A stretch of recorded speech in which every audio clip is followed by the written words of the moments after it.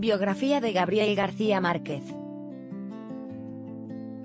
Escritor colombiano, Aracataca, 6 de marzo de 1927, Ciudad de México, 17 de abril de 2014. Su nombre completo era Gabriel José de la Concordia García Márquez, más conocido por su apodo Gabo, o dentro de su entorno familiar y amigos, como Gabito. Estudió en los jesuitas de Bogotá.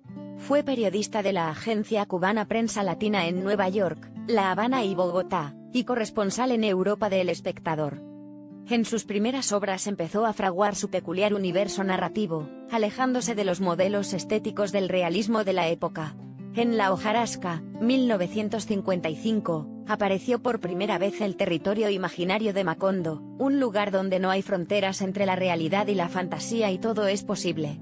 Es, además, un territorio marcado por la historia trágica del subdesarrollo, las guerras civiles y la colonización.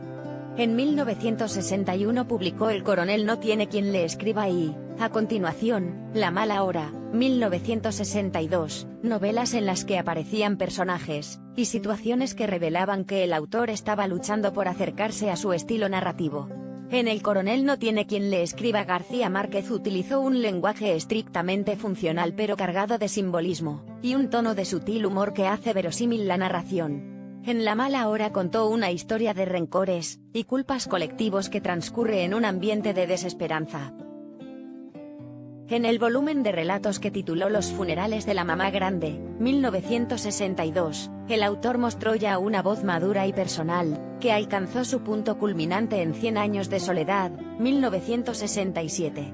Con esta novela, que por su carácter recurrente e inclusivo recuerda a la Biblia y a las 1001 noches, consiguió una obra de significaciones inagotables que es al tiempo la historia de una familia colombiana, los Buendía, y la historia del género humano.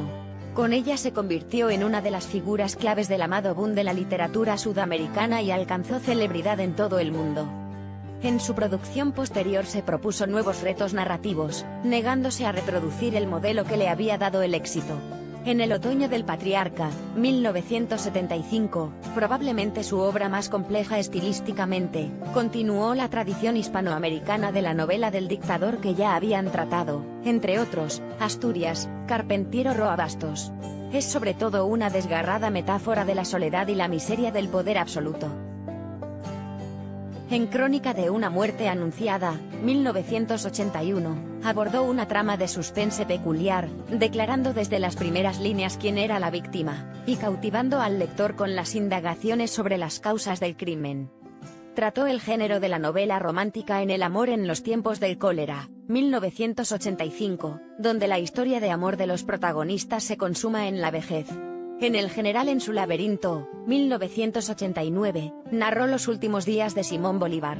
Merecen destacarse otras obras suyas, como Relato de un náufrago, 1970, La triste e increíble historia de la cándida Heréndira y de su abuela desalmada, 1972, 12 cuentos peregrinos, 1992, y Del amor y otros demonios, 1994.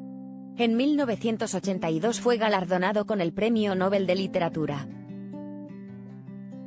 Elena Garro nació en Puebla de Los Ángeles el 12 de diciembre de 1916. Pasó su infancia en la Ciudad de México. Durante la Guerra Cristera su familia se trasladó a Iguala, en el estado de Guerrero. Muy joven todavía viajó a la Ciudad de México para estudiar literatura, coreografía y teatro en la Universidad Nacional Autónoma de México. Allí conoció a Octavio Paz, con quien se casó en 1937. Elena lo acompañó a España ese mismo año y regresó en 1938. Fruto de ese viaje fue el libro testimonial Memorias de España. Tuvieron una hija, Elena, y finalmente se divorciaron en 1959. Hablaba varias lenguas y vivió varios años en Europa. Se había graduado tanto en la Universidad de California en Berkeley como en la Universidad de París. En lo que se consideró un autoexilio de 1959 a 1963 vivió en Nueva York. Ese último año regresó a México y en 1964 recibió el premio Javier Villaurrutia por su novela Los recuerdos del porvenir. Entre otras obras, es autora también de los cuentos de La Semana de Colores, escrita ese mismo año. En 1979 presentó Felipe Ángeles, donde narra un episodio de la Revolución Mexicana.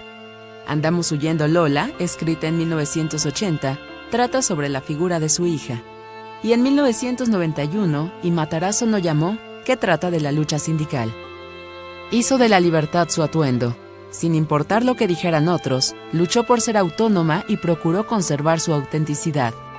Elena Garro, a través de la escritura, exorcizó miedos y tabús, se liberó de atavismos y al mismo tiempo logró otorgar otro matiz a la condición femenina. Pionera del realismo mágico, su obra es un referente indispensable en la literatura mexicana del siglo XX.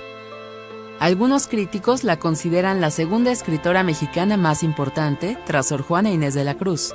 Otros la señalan como precursora del realismo mágico, al haber publicado su novela Los recuerdos del porvenir 4 años antes que Gabriel García Márquez sus 100 años de soledad.